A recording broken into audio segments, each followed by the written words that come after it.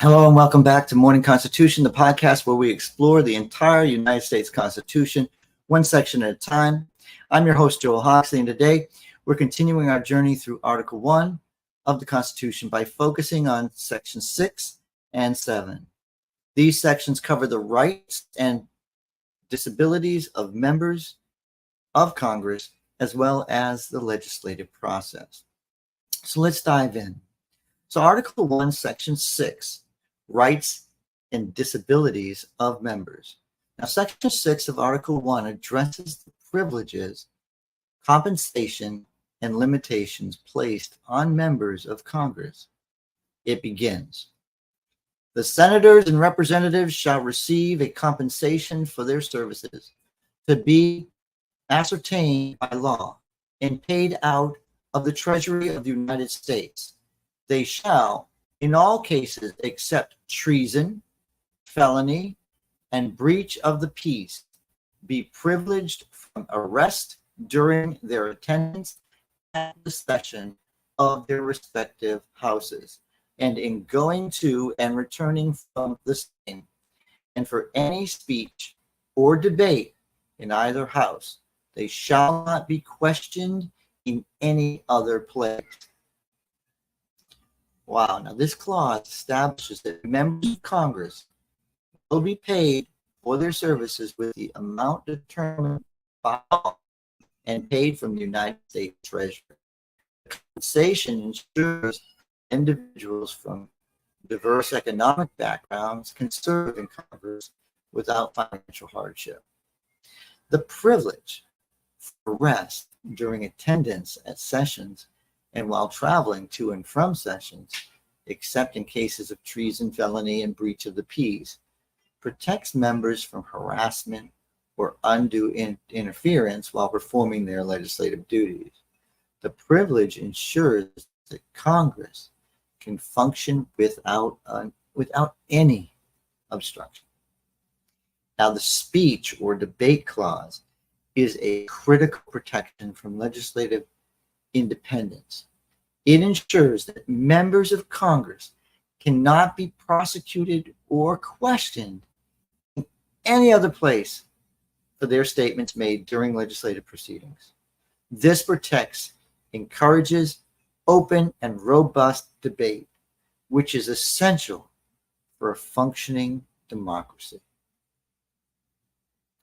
Section 6 continues with the following provision.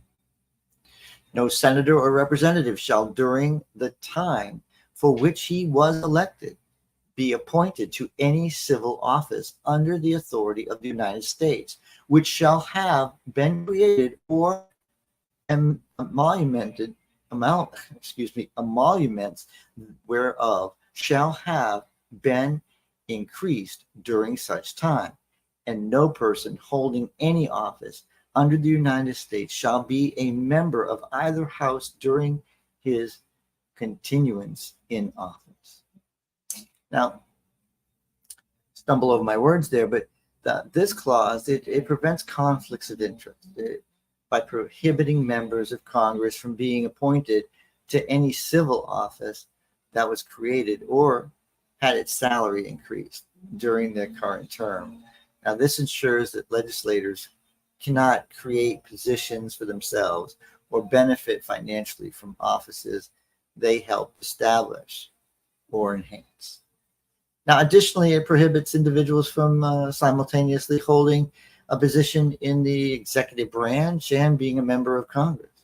Now, this separation of powers prevents the consolidation of too much power in any one individual or branch of government, maintaining the checks and balances integral to the Constitution. Now, Article 1, Section 7, legislative process.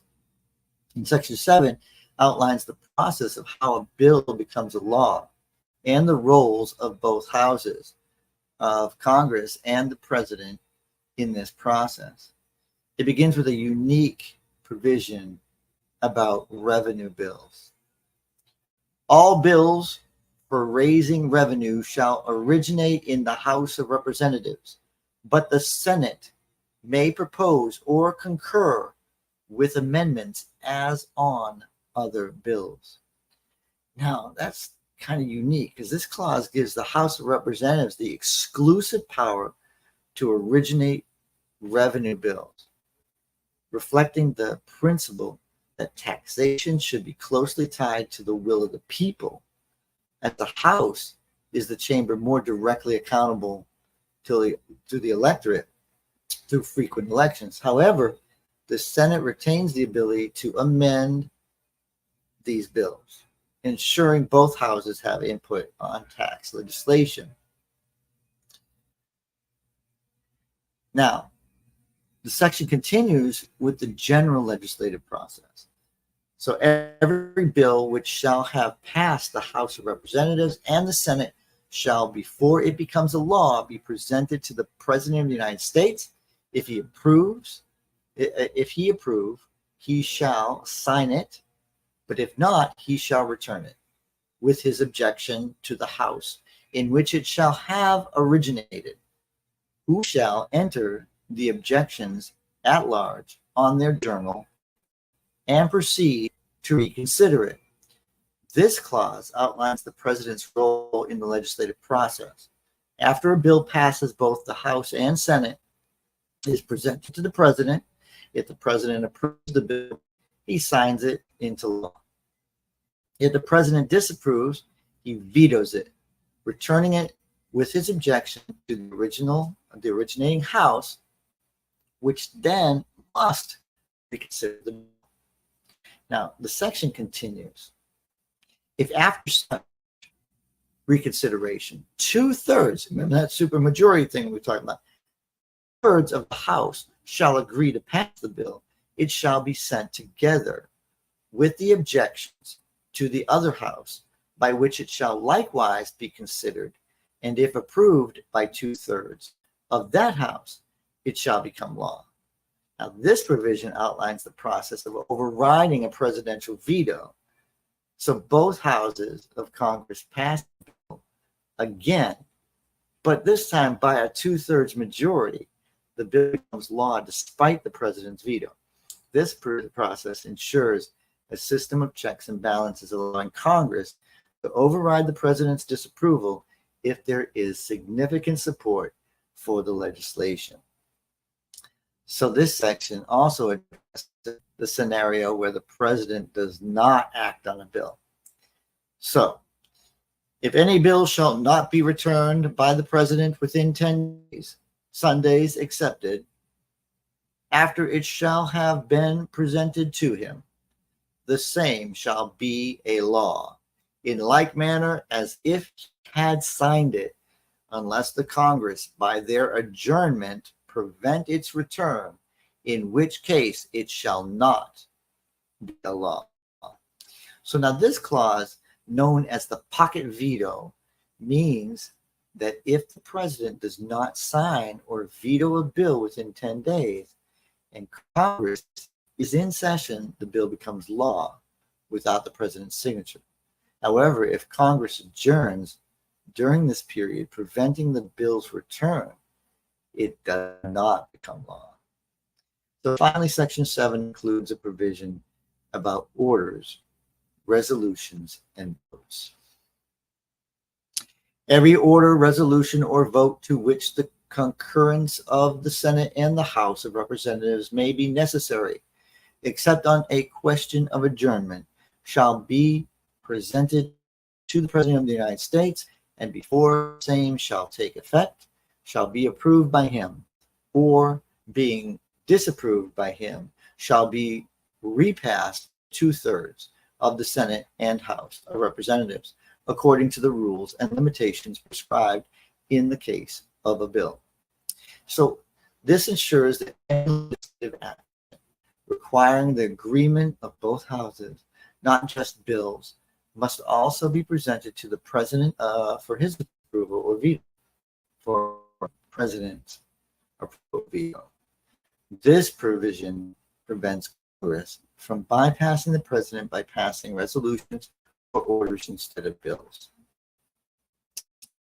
So in summary, Article 1, Sections 6 and 7 establish an important guideline for the rights and responsibilities of members of Congress and outlines the legislative process.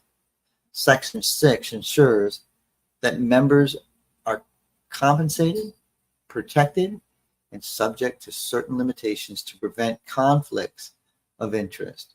Section 7 provides a detailed framework how a bill becomes a law, emphasizing the roles of both Congress and the President, and ensuring a system of checks and balances.